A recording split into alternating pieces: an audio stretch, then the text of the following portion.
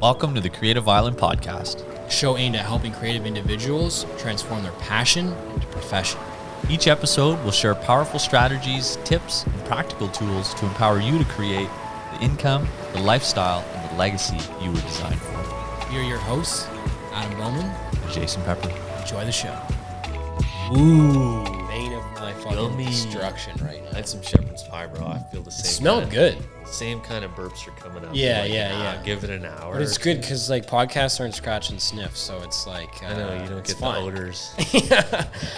Well, what a brilliant way to intro the latest episode of the Creative Island Podcast, co-hosted by the great Jason fucking Pepper. How's it going today, brother? Good, man. Good. I just got a bone to pick with Nespresso. One of my suppliers gave me a Nespresso machine with a bunch of little things. I have not found a coffee I like yet. Really? Like when Nespresso's the one with the pods, right? Yeah, it's got the little pods in it. You put them in and they're spins terrible really for the fast. fucking environment. And And then it makes the little froth on the top. And Yeah. it looks so good in the commercial. But But it tastes, when you could drop your car off at a garage and they give you the shitty free coffee in the corner. I'd never done that, but I can only imagine. It tastes like that. It Well, I've tastes had- like a crappy cup of coffee. I worked at this place where we had Muldoons. You ever see Muldoons out of Yep. work? Yeah, it's the shittiest fucking coffee of like Yep. 8 cups a day and want to like die. So I can only imagine. But yeah, I mean, it's like crazy because aren't like sort of Danny DeVito and George Clooney do the Nespresso commercials. They love it. And I got one thing, and that's the first thing I thought of when I got it. I was just like, yeah, but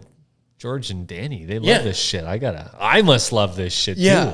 It's Well, it's the same thing. Like George got the tequila at the Casamigos, and I'm like, I'm not much of a tequila guy. These guys are just monetizing everything they can. And like, I mean, it's a great brand, but like, you have it paired with anything else. Some people love it and suck it off for days, but it's just like tequila is tequila to me, and it's just like It's so funny how just the branding. It's so funny how everybody gets the tequila thing going because it's so inexpensive to find tequila. But then if you put it in a really expensive bottle and sell it for $300, your margins it costs you 5 cents to produce the tequila and 15 cents to bottle it, and you charge 60, 70, 80, 100, $300. Like it's the repo's like $130. I got it for someone who hired me back in the day, and I was like, because like one of my exes I was dating at the time was one of their brand reps because they have a bunch all over the place, and I was just like, why the fuck is this shit $180 or whatever it was? So I'm like, this is ridiculous. And like, you just look at it, and it's like the branding and positioning in the marketplace. You know what I mean? Like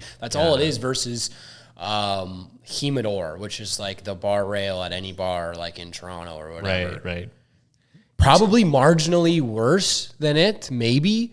But at the same time, they just don't have they don't have George Clooney fucking like, yo, drink the tequila. Or I know, Danny right? Ocean, you know what I mean? Like, But that's the thing. These guys have a following and nothing to sell the following. So they make up crap to sell to them to monetize their brand even more, right? Like Jake Paul or Logan Paul, one of these Prime. guys. I don't know who the hell these guys are, but one of them with the Prime thing, right? Yeah. They got Bayern Munich now. As They got guys, the UFC. They made a ton of money on that deal, right? Yeah. And it's because, they had the following and then they just had to figure something out to monetize it more, right? So they're just trying to monetize. They're scaling. Why don't we talk about Scaling is a great segue into scaling. Before we get into scaling, actually, I don't want to leave our little topic of just like monetizing your following or whatever. Let's say like 5 years, podcasts electrifying. You have 2 million X amount of followers. You're like crushing it.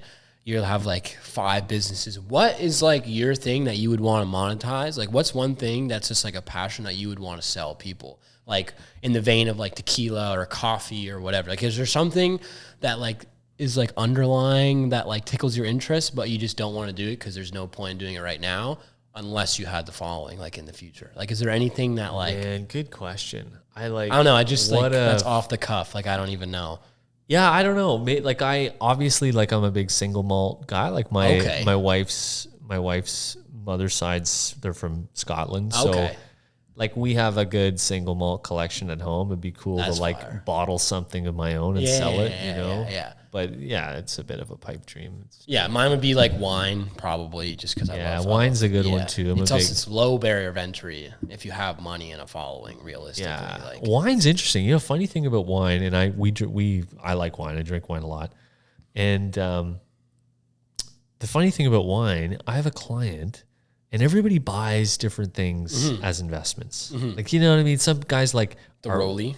whatever. Like some guys like to buy watches, some guys like to buy artwork or cars, or you kind of collect the things that you value over your lifetime, and if you do it right, the collection grows in value, right? So it becomes an investment. Yeah. And I have this one client, and they buy wine. They go as an investment, not as they go. So they go around the world. They have these specific vineyards that they really like, and they'll hear of a good year or this kind of year or whatever. Yeah, and they'll buy the whole batch. So they or they'll buy it by the case or whatever. I think it's case. Yeah. Oh, more than a case. Like they'll buy several cases in like a barrels, pallet base or fucking barrels. Okay. Yeah, like they'll buy a whole batch. They'll buy like 50 barrels or something. Like a lot. Like a lot, right?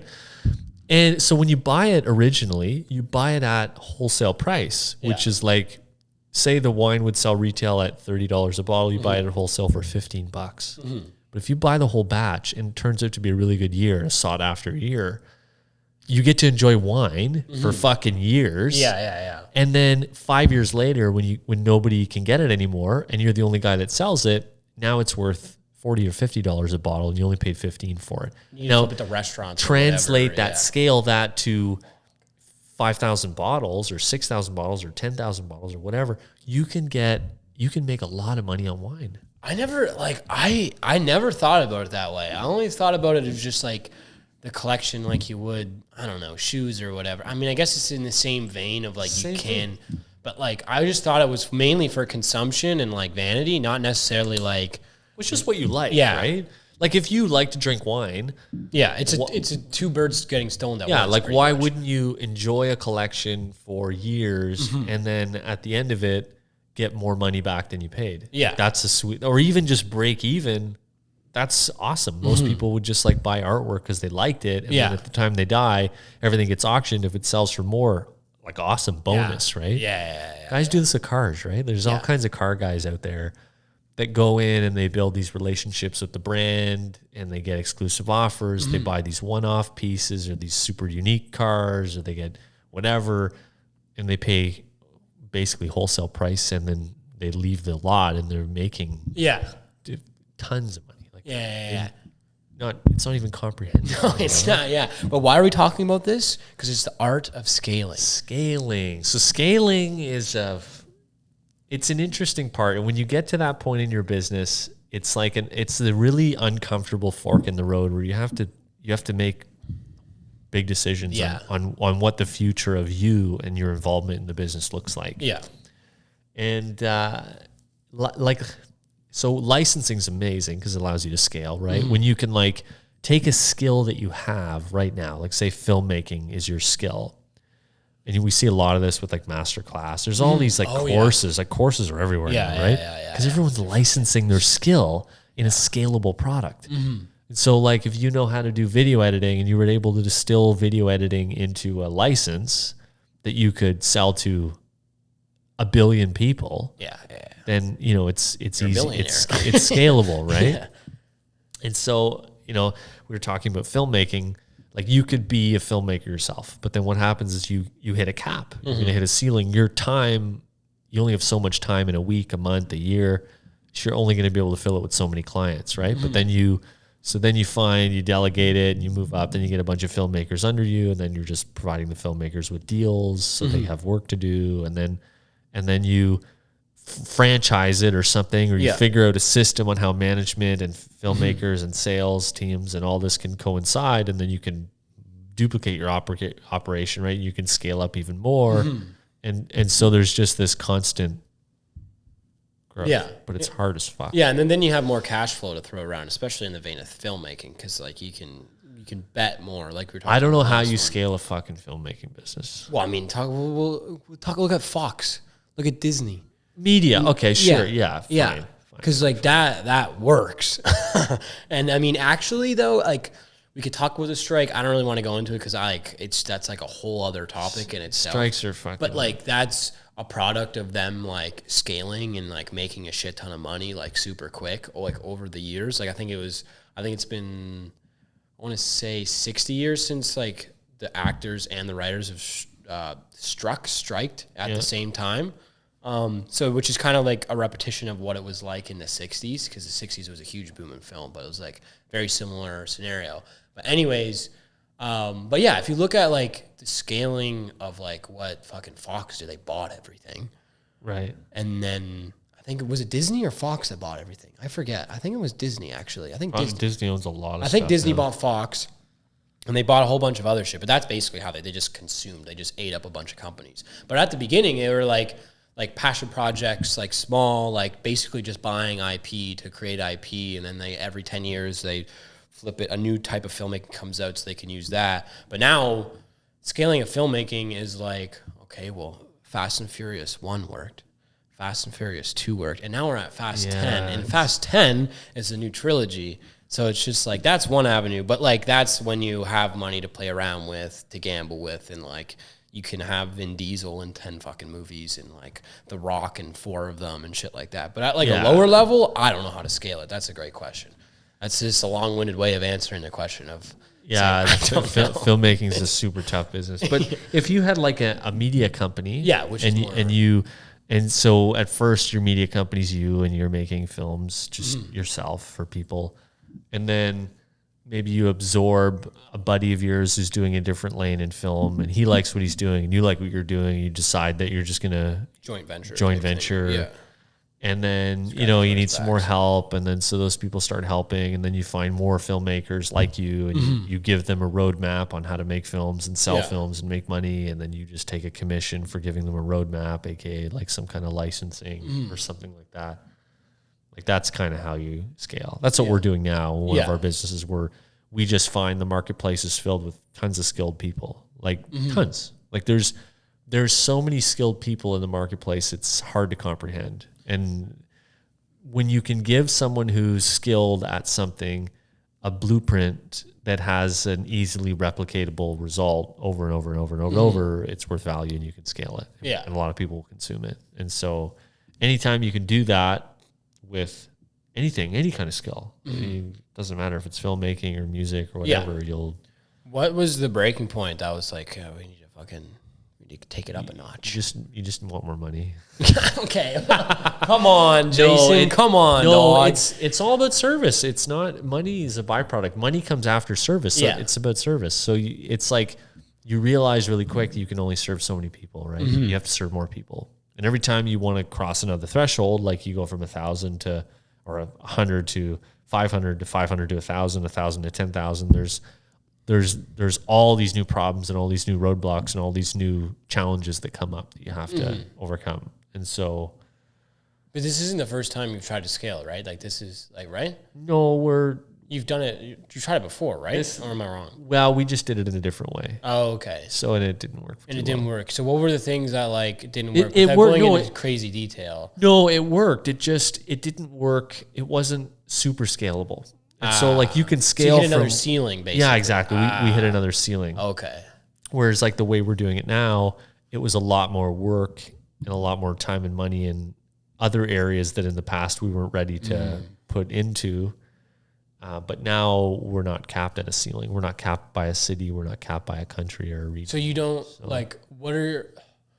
is there any, obviously like you said in the last one, when you scale, like the good things get greater and like the bad things also get greater or whatever. Yeah. And so everybody knows we're in the process of this. So it's pretty, you're in the gauntlet, you're in the trenches. It's sloppy. We were talking about this before the show. Yeah. It's sloppy, it's messy, and all the good and all the bad comes simultaneously. And it's like, there's almost conditioning there that has to be done. For sure. Because the average person can't walk into that. Yeah, but if it was easy, everyone else would do it. So like, exactly. What I mean?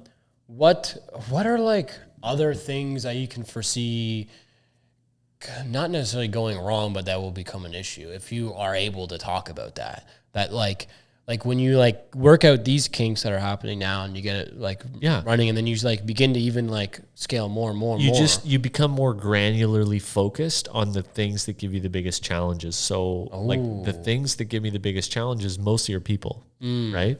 And making sure that the people fulfilling the roles or fulfilling the jobs or the contractors that have been hired, that they have a roadmap to succeed. Yeah. So clearly laid out and so detailed that you'd be a fool to F it up. Yeah. Yeah. And so the focus, and it's the same thing with the customers. You do the same thing. You get super granular on like the roadmap for the journey of the customer from start to finish. And so you get super focused on what that journey looks like. And, it starts out really simple, and then you get the conversion is really bad, but then the process gets better and your conversion goes up. And then so you start just focusing on these particular lanes.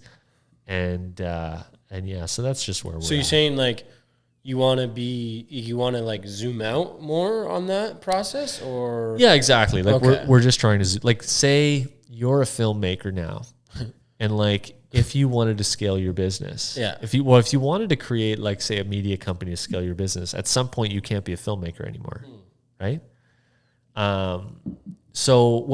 You could, but I don't know if Bob Iger calls himself a filmmaker. He's the CEO of Disney. I don't really think he considers himself. I don't think correct. I don't think someone would say that he's a filmmaker. No, he's also a piece of shit. But we can just no. But it's a good example because that's the direction it would go. You'd go, okay, I'm no longer a filmmaker, but what I do know is how to give other filmmakers a blueprint to success, and I'll facilitate all that for them. Yeah. In exchange for a piece of the upside. And so piece of the pie. That's pretty big. No, exactly. And so that's where it scales from there. You say, okay, well, there's tons of filmmakers in the marketplace, tons. And there's a million different ways you can write a movie, make a movie, write a script, grab an audience or whatever, entice an audience. And so knowing that, it's scalable when you have the right roadmap that makes filmmakers go, you know what, I can do this on my own.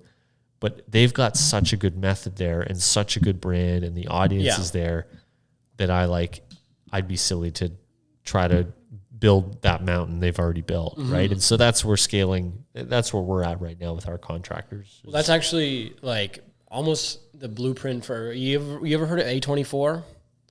Like The Lighthouse, you've seen The Lighthouse with Willem Dafoe. And so like A24, like they do a lot of different things, but they're like what they're known for, what they're more well known for. I don't want to piss off any of my film homies because they're known for a lot of things, but like they're dark horror and even like comedic horror, but that's still super dark is what they're known for. And it's almost like what you're saying is like they didn't necessarily brand themselves as that. It just kind of happened because they were like noticing what was working from other people on like shorts and stuff. And then they got a collection of those great directors to start making films for them. So now every time an A24 film comes out that's in the vein of horror or like sort of that genre bending sort of style that they're also really good at, people are like, I got to see this. They jump on thing. Like I got to see this thing. Right. But what I'm hearing from you is I should just work for someone else. No, not necessarily like I'm sort of taking the piss out of you when I say that, but like it depends what you want to do. It depends what's going to give you more upside. Hey, if you had 6 filmmakers below you, all making 6 different films, it's a hell of a lot more films than you can make by yourself. Yeah. And so there's going to be a way bigger upside for you being the guy taking the upside of 6 people. Like somebody told me this years ago and I thought it was so funny and I still say it I try to say it all the time because it's so funny. Would you rather own, a quarter of a watermelon or half a grape? Right? And so it's just a quarter of a watermelon. It's a bigger chunk, like substantially bigger. And so nobody wants to own half a grape because so you can own half a grape or you can own a whole grape, but you'd still rather have a quarter a piece of the watermelon because it's a way bigger piece of watermelon. So maybe I didn't do the saying justice. No, but I get what you're saying though, because in the adjusted percentages, if the percentage is 50% that you have, but the whole of the 50% is only like 1% of like 25% of what you could have in like a bigger capacity. I think I just made that more complicated somehow, but but like I understand where the thinking of, because the percentage is like bigger at face on paper, but when you look at like what the value of that is, it's like infinite, not infinitely, but way smaller than like exactly. And then like when we for example, like we switched from an employee model in our business to a subcontractor model or a contractor model, right? Where we don't no longer have big, heavy overhead with staff and all the burdens that come with that. Payroll and all that. And like basically what happens is every time we had new customers, we had to add a new staff member to accommodate, or 2 new staff member or 3 new staff member to bring production up to meet the new demand. But it wasn't scalable very easily because you have to have enough projects. It's extremely tough to find new people to bring into the organization, right? I see. And so like the stress test of this is like, say you could handle 10 projects tomorrow. Like what if you had 1,000, what would you do? You couldn't do it, right? Whereas with this model, if we had 100 projects tomorrow and then 1,000 the next day, there's a way to scale that there's a way less sort of path. There's a path of least resistance there rather than an employee model. Yeah. We would lose a ton of opportunity there because. Yeah. But that's also like, it's funny you say that because we compare things all the time. We compare our businesses all the time because it's, you know, it's just fun to do. And it, like, totally. You can find, for me anyways, I learn a lot. And it's like, I want to say like 90% of films are that way. It's all subcontracted, right? Like whether it's at the biggest level, it's the unions, which is like, you know, they get a sheet and they get to pick off the best names on a sheet from like cinematographer to hair, wardrobe, makeup, props, thing. But like even at a smaller, like the show that I was on, everyone was a subcontractor. The only people who worked for the production company were the director, producer who wrote the thing. And I think they co-wrote it with someone. So that's 2 people. And we had a team of like around 35, 40 people, all subcontract. But if like you're saying, if you have all those people on payroll with no project, but they're still guaranteed money and there's nothing coming in, then it's just like, it doesn't make any sense to have. And so there's that. And then the other side is, what if there's so much work that they can't handle it? You also lose. Because you have to turn stuff down, right? And so that's the scalable thing where you like, that's the stress test. Like if you can handle 100 clients, can you handle 5,000? Like, well, it's not scalable. If you can't. So anyway, we just moved to the subcontract. It gives our contractors an opportunity to earn more than an employee would to the same job. Gives them a little more flexibility and a little more freedom. And to be honest with you, our good contractors, you know, they make a higher percentage, so it's no longer based on an hourly rate or an annual salary or anything like that. It's based on performance. So if you can perform, they can make a shitload of money. They make tons of money. But the trade-off for me is that I get less margin, but I can get more sales, and we can just we can grow. But what are you finding it difficult to build trust, like 2-way? Or even one-way trust with the subcontractors that you're not necessarily familiar with to like obviously that relationship will build, but like, have you to bring on anyone new where like it's like been weird about trust and stuff? Like, how do you go about doing that? Full disclosure, we do have like a payroll. Oh, okay. You know, for in-house people that go and kind of, it's funny. We have like, this is how it works with our subcontractors. They get us 90% of the way or 95%. And then I have an in-house team that goes in and does the last 5-10%. Ah, I see. Okay. And what's funny is like for the customer journey, the two things that matter most are the introduction and the initial start of the project and like the last 2 hours of the project. Yeah. Those are like, the customer doesn't remember everything in between those moments. Those are the milestones that matter the most. And so the people in the middle, they can be terrible or mediocre or really good. And what we find is that the customers will remember the intro and the outro with our staff that's on payroll, who represent our brand, and they forget about all the stuff in the middle. So maybe now they don't forget, but it becomes less important. And so we're finding that's working kind of well right now. So not to go into too much detail. I mean, obviously, I don't want to expose your secrets of the trade. No, it's not about secrets, but I just want to stay on track here. But like, I had another question, but it escaped me, and it was sort of in the same vein as trust.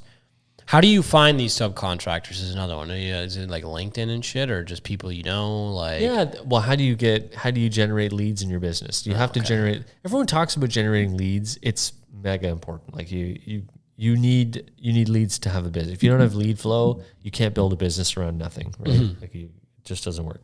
But then you also need a lead flow of like talent, right? Yeah.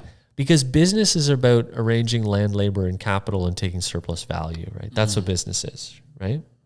Jesus. Land, labor, and capital. Yeah, that's fire. Okay. That's it. So, but every business, land looks different, labor looks different, and capital, is capital. So, if you had a cleaning company, you would have land, aka the house. You'd have capital, aka the cleaning supplies and the funds or whatever, a deposit or something. Yeah. And then you'd have the labor, aka the cleaning people, right? And so if you can arrange all those parts in a way, you take the surplus value. That's business, right? You're buying cleaners at wholesale price, but you're selling them at retail price to the homeowners, and you're making the spread, right? And so business in general is just that. Yeah.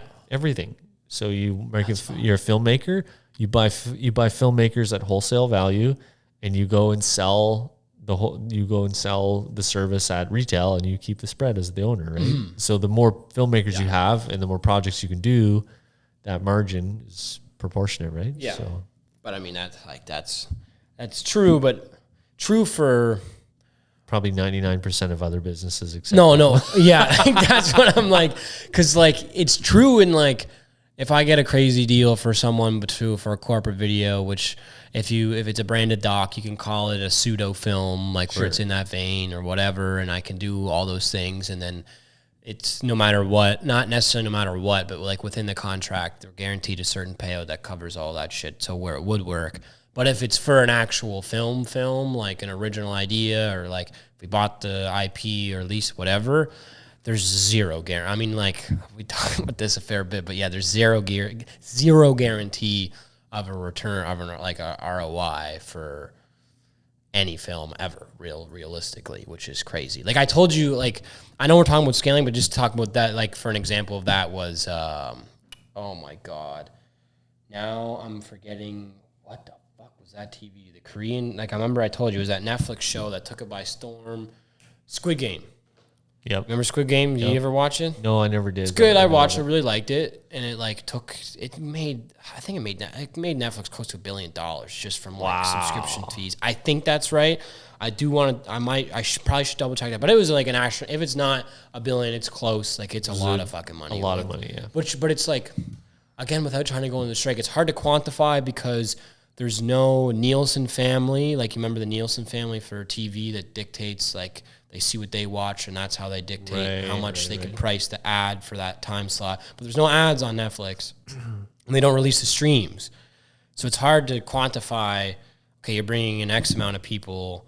This is what this is worth. This is what you should get paid. This is what the writer should get paid. This is what the actor should get paid. There is none of that. So this guy got the original check. I forget the director's name. I should have done more research before talking about this. But he like made his check from like, this is the idea that we're shooting this, like he sold it for an X amount of dollars, but didn't have his hand in the pot after that. So he got paid nothing after that. And it made them like astronomical money. Now I think they're shooting season 2, or it's already shot, or it's in the pipe or whatever.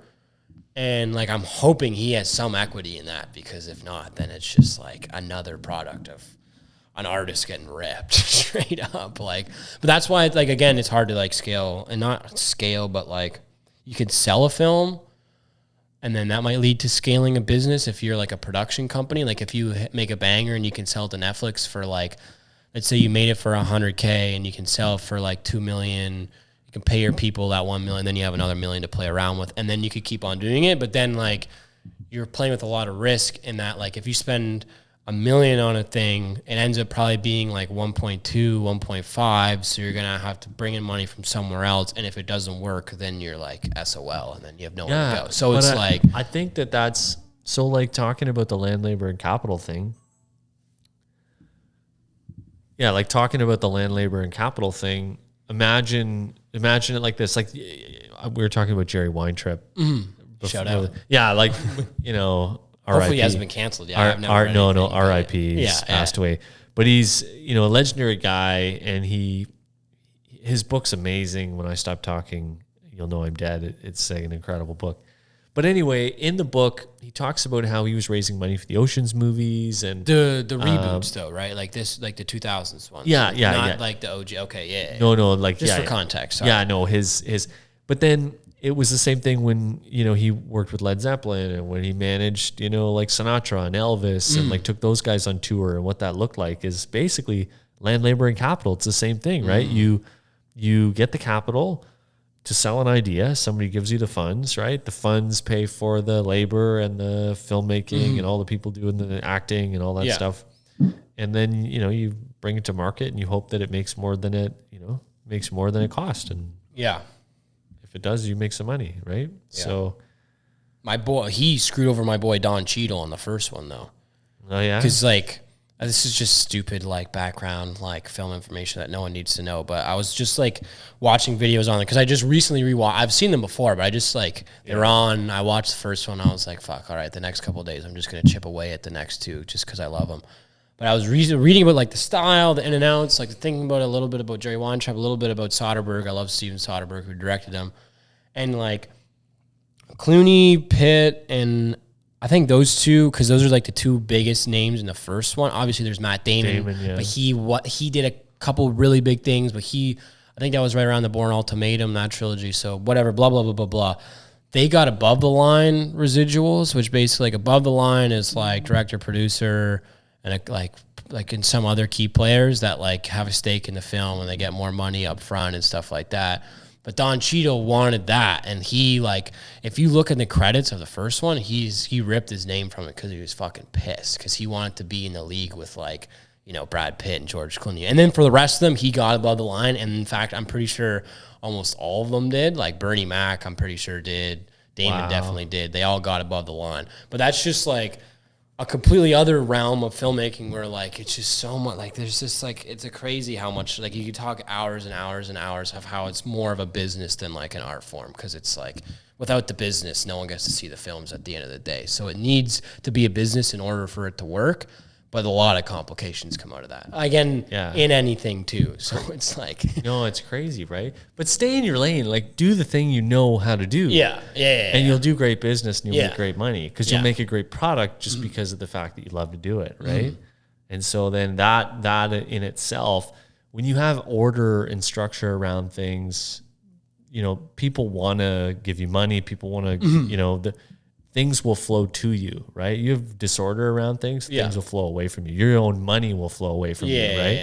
And totally. So, but we find order in the things that we love, the things that we love to do. So. Yeah, and there's another great example. I remember this is what I was thinking of. I don't remember if this is for like the podcast we just did or this one, but camera's cut out. But what I was saying, because you were talking about like if you're like starting a media company, blah, blah, blah, blah, blah, and then you have like 50 things in production, you're no longer a filmmaker, you're more of like a producer pulling the strings or whatever. Yeah. So that like made me think there's this great film called The Godfather. You've seen The Godfather, an amazing film produced by Bob Evans, and like Mario Puzo wrote the book, and it's got the great, oh my God, who directed it? I can't even remember the author of The Godfather. Coppola? Yeah, Coppola, Francis Ford, like GOAT, one of the GOATs. And like, love his wine too. 20% of Hollywood is related to the Coppolas too. Talk about Nepo babies, we can talk about a different episode. Anyways, there's this great series on Amazon, I believe.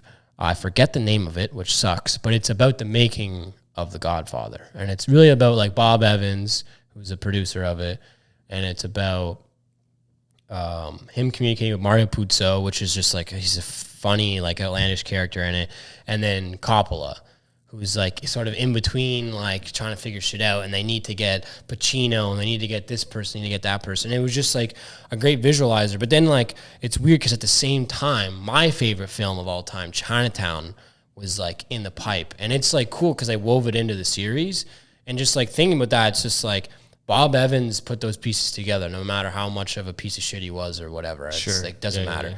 And like, it's funny because Chinatown, Roman Polanski, he directed that, and he's a gosh piece of shit too, but I love the film no matter what. But if I look at those two players in terms of filmmaking, media, whatever, I'm more of a Polanski than like a Bob Evans, because like I want to make it and not necessarily be and I don't know what that means for me going forward, but it's just something that I picked up where it's like, I'd rather just be like, I don't want to be like God, not God, but like, I don't know. I'm trying to like work this out in my head where it makes sense. You don't want to be in that role like Yeah. the Jerry Weintraub's Yeah. where you're not the guy. Yeah. You're not really involved in the I don't want to be head of a studio, creative really. in the creative part of it. Yeah. Right? You're just Yeah. arranging land, labor, and capital.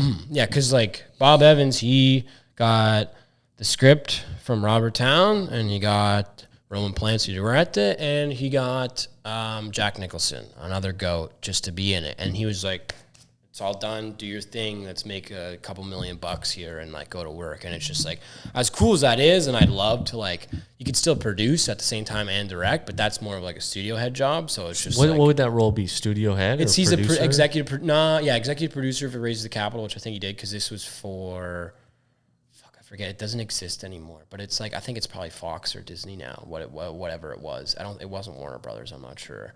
I think it was Fox. But anyways, yeah, it'd be like studio head producer, or if he raised the capital, it'd be like executive producer. So he'd have like a single name in the credit. Like it's one of those big ones where you're like you get like the whole screen to yourself. Because he was one of like the studio execs there, and then like he went on to do great things after that in the world of film. But it's like I'd rather just be the dude whipping around in an MG in Beverly Hills that comes up and does a couple movies. I mean, that's not like I don't really care about that shit, but like more of like I want to be like the artist. You want your hand on yeah. I don't know what the hell that has to do with scaling and like this topic that we were talking about, but it just kind of gave me a brain like aneurysm about like thinking about like where you want to be. Sit. Yeah. And I don't know if that's important for anyone else, but it's great for me. It's great information for me. So I decided to bring it up. You know what I mean? There you go. If that's like super out of context. But also, that show is great. I forget what it's called, about the making of The Godfather. Highly recommend it. It's amazing. Highly recommend watching The Godfather if you haven't watched The Godfather. I know you have. So good. Have you seen Chinatown? No. Oh, buddy. Okay. That's homework for the next. Like, I know you have no time. I've been saving the name of the movie so I can check it out, but I have no time. That's what I mean. It's homework for the next year. You got to fit it in the next year. I don't care when it is. Yeah, it's if you're on a plane. 12-month might be realistic. If it's during Christmas, if it's on New Year's Eve when you finally have 2 hours to yourself, you got to watch it because that's like, that's one of my. It's like, anyways, nothing to do with scaling really, but just like a nugget of information out there. Yeah, if scaling's a conversation you have when you get there. You'll know when you get there when your income hits a point where you're maxed. Like you're working, your hours are maxed. You can't commit any more hours. You can't optimize your output anymore. And you just hit a wall. And that's like at that point you'll have a conversation of, is this where I want to be, or is, Yeah, totally. Or can I get more leverage? Yeah. And where do you find your leverage then? Or is that a stupid question? No, I'm always trying to find more leverage. Like, how can I get more done in per unit of time? Right? Like Alex Ramosi talks about that all the time. Okay. And I like shout out. I am constantly looking for more ways to get more leverage. Like I can make X amount of dollars on my own right now, but I don't have much leverage, right? But then if I got 50 me's to do the same thing for 50 different people, gives me way more leverage, right? Per unit of time. And when you're thinking of leverage, are you thinking about client or competition more? No, I'm thinking of literally how much value I can extract from the thing that I'm doing. Okay. How often do you contemplate like competitors in your marketplace? Not very much. No, it doesn't it's not like I like once in a while it's a fun experiment to see like what other people are doing. Yeah, like maybe you can get a little nugget or like you can optimize something a bit better, or you can find like I think there's a good value in like not trying to pioneer something or reinvent the wheel, because I think everybody's already done that. Yeah. But you could easily find someone who's like got an employee benefit plan, right? And like we were just talking about that the other day about how to make your organization more competitive in like non-compensation ways, like ways where they're not directly compensated. So like, a lot of companies would have like season tickets to your favorite hockey game. You get guaranteed 3 or 4 games a year. Like that's that's something that has an insignificant cost to the organization relative to the output of your daily activity, but it would give you this like seemingly high value because you get to, I'm like, man, I don't want to leave this company. I'm gonna have to give up my tickets, or like the opportunity to see my team 3-4 times a year or whatever. And so anyway, like that was just an example. I'll zoom in on other companies that are doing what I'm doing, and I'm like, how are they retaining their people? Because that's what I care about now. And is that like in the same lane as your business, or is that more like, are you looking at like, say, other companies and how they've scaled in the past, just as like a historical context? Scaling partly comes from bringing the right people on board, and so partly, and there's another component to that as well. But, and so retaining people is a big thing because people can work anywhere. And people float around. And so, anyway, it's just something that I've been. So let me ask you this. And I don't know if this might translate into scaling, or it's like, I don't know. But like, I'm not a Twitter guy. I've never been a Twitter guy, whatever. I don't know if you ever spent too much time. But like, in terms of what Elon's doing with X or whatever the fuck it's called now, do you think that's like scaling? Like, is that like in the context of scaling, does that apply here? Like, can we break that down at all to see like if that, or is that just too much of a megalith to even like? He's on a big scale. That's a big scale. But I get what he's trying to do. Like, I think everybody can see that there's obviously a need for ideas. You know? And when you, for some reason, certain interest groups think that the way to innovation is through suppression, which is silly. Yeah, that's weird. It's not. So, you don't want to suppress people. But he scaled that to the point where, I don't know. I mean, I don't know how many more users he can add. He's got quite a bit of them, right? So But like if he was starting Twitter and it was just him in an office and he didn't have that much leverage, he'd have to set things up in a way that. Because like I don't know if I read something or heard this on another podcast, but there's this one all be all app in China, I think, where it's like it's the WhatsApp, the Uber Eats, like selling goods, e-commerce, like Airbnb, like rentals, all in one app. And like I think it was a podcast I heard where it's more like. And they even like, because in the States they have like Cash App and like whatever. They don't have like what we have here where you can just pay someone through like your banking app. Yeah. So people are saying like, you're not going to tweet someone a burger, you're going to X someone, or it just sounds better. So I'm just trying to think like if because that's like the ultimate scale, because you're going like, if you try to make it all in one, it's going to rough up your users at the beginning, I think. I mean, obviously I don't know what the fuck I'm talking about, but like, there's like, if that's the avenue he's going, he like expands his horizon of who he could take in, but at the same time, like the people who know it as Twitter now or yesterday rather, they're gonna be like, the fuck is this shit? Yeah, like how much more value can you add to Twitter users? Like you could maybe absorb certain like other complementary services or something, but for the most part, the value in Twitter is like the value of. Like I can say something. I can say something. If you don't like it, too bad. I can, because then sticks and stones, right? Instagram came up with, I forget what it was called, but it boom and bust. I don't know if you heard about this, but they came up with their own. I forget what it was called. Threads. Yes, it's funny that you know about it. And I forgot the name. Yeah, no, I think it's still going. It is, but like the user rate drop off was just like stupid. Like after the first like couple of days, like. This is sort of related. I want to see if I can tie this in. That's why I'm like, I'm trying to. You can have like shit here. You can go to the grocery store or whatever, the pharmacy, and you can get a shampoo that says one in, shampoo, and then you can get one that says shampoo and conditioner. Yeah, should I tell my dogs to use the 8-in-1? And then and then you can get the one that's like face, body scrub, and all this shit. Yeah, does your balls, your feet, does everything. Yeah.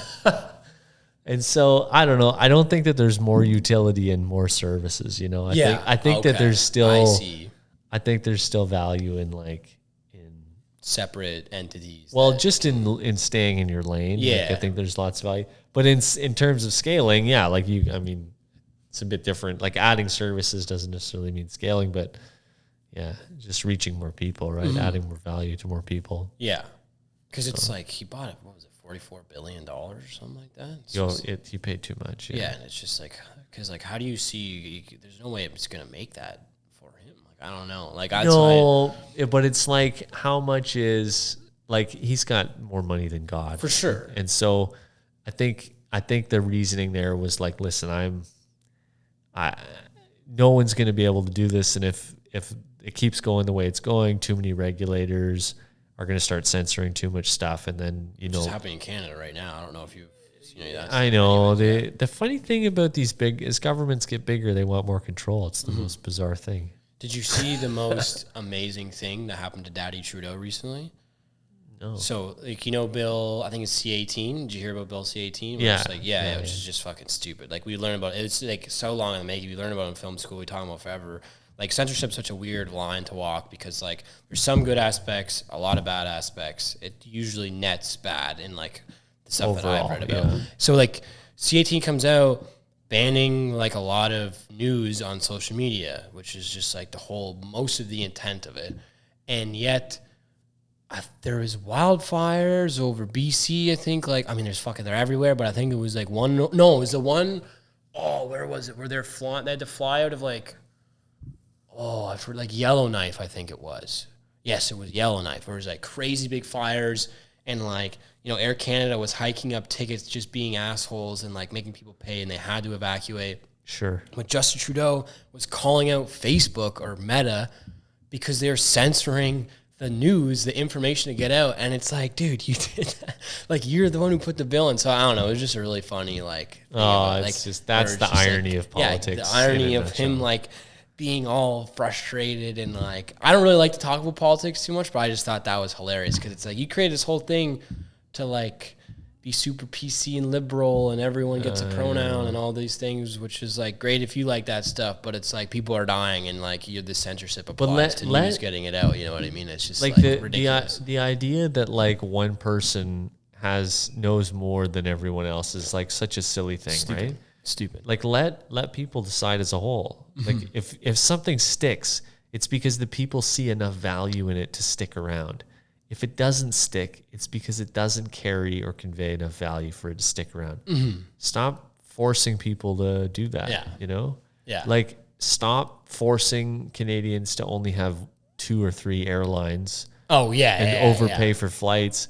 Let cheaper competitors come in so they can drop the price down. Like, this is the classic government. I don't know how we ended up here, but I just thought, like, I saw that on Governments Instagram. have scaled pretty good. They fucking have. They know that. Our taxes have scaled up too. The Yankees knew what they were doing back in the day. Holy shit. Hard to get ahead when you got to give, every time you make a buck, you got to give 50 cents of it. Takes a hell of a long time to make a few bucks. Fucking taxes. Trudeau, if you hear this. Well, I mean, he's single now, so you never know. I could weasel my way in there with Sophie. You never know, dude. Hey, maybe you got a shot. I doubt it. Anyway, that's a nice bombshell to end on, I think. Anyway, we talked about a whole lot of shenanigans this podcast. If you were listening a while and you like more of the free flow state forum type conversations like this, where we have a topic and we sort of go off in different avenues and sort of try to tie in different contexts to it, let us know. But if you like us to be more, if you prefer the more streamlined, this is the idea, we talk about it, we sort of summarize it, and then sort of figure out how it applies everywhere else, let us know. We're just trying to, like, test the waters here still and, like, figure out what's hitting. I prefer these kind of conversations, I think. I don't know about you. Just because I like it either way. Tie it in, I think when it's off the cuff, it kind of gets interesting, Yeah. I just also, I'm like a certified shit talker, so I can just talk shit for days, even, like. I know. But just got to be careful. I think that's the Canadian thing. Just busting balls, taking the piss out of each other. I don't know. It's all fun. Yeah, it's because it's cold as fuck here all year, right? Yeah, I know. I'm what else are you going to do? Dude, I wore pants and a hoodie today, and I looked at my thing. It's like 24 degrees. I'm like, dude, you're getting soft. Like, when the winter comes, you're going to get rocked, bro. I know. Anyways, guys, thank you so much. Guys, don't forget, if you have any questions about your business, your creative ventures, and you got some hurdles and you want some help overcoming them, we can help. So send us an email. Our email is info@creativeisland.online. We couldn't do creativeisland.com because some guy somewhere is holding it hostage for an outrageous amount of money that we just don't have. Yeah. So, but if you have any questions, info@creativeisland.online. Happy to answer some questions. Happy to jump on a Zoom call. Let us know what you think. Give us some feedback. Send us some questions. We'll try our best to get through them. Thank you, guys. Have a good one. Take care. Cheers. If you enjoyed today's episode, please leave us a review. And if you'd like to be notified of more episodes, please be sure to follow the Creative Island podcast now. Want access to exclusive content, our community newsletter, live events, and so much more? Visit creativeisland.online today to join the Creative Island community. See you at the top.